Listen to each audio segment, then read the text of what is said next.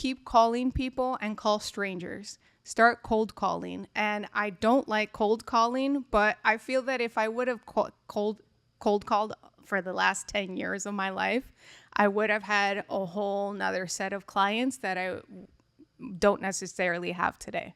So it's not necessarily something that I like to push or that I like to do, but at that time when I was young and I had the energy to do that, I think I would have been a lot better off in the meantime. So you never got into cold calling people? Never? I really dislike it. And I really dislike Everyone people does. giving me a call. So I don't like doing what I don't like being done to me. So if I don't like cold calling, I'm not going to cold call other people because I hate it. I hate it when somebody calls me and starts pitching me and I'm like, I don't need you. Well, I don't want I you. cold emailed you. You did, but that's different.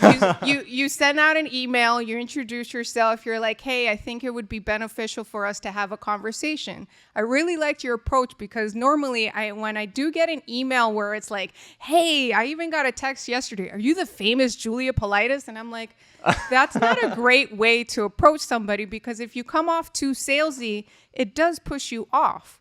So when you approached me, your email was great because you're like, hey, I think we can have a conversation and that'll be beneficial for both of us.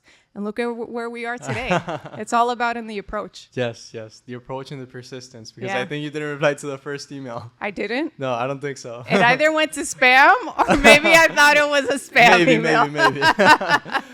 Yeah, but that's something that I guess people are so afraid of cold calling people, and maybe like leaving aside the fact that, yeah, sometimes you bother some people, right? But I feel like when you know that you have value to bring to someone, then you have to leave that to the side, the fact that you may be scared of annoying someone right. or being... And the rejection. Exactly. And I feel like that's... No after no after no. And I've read a book that's called Go for the No. And I've read a ton of books. I'm a bookworm, but you don't put but it I into really words. don't like the no. Yeah, no, for sure. I want people to want to work with me.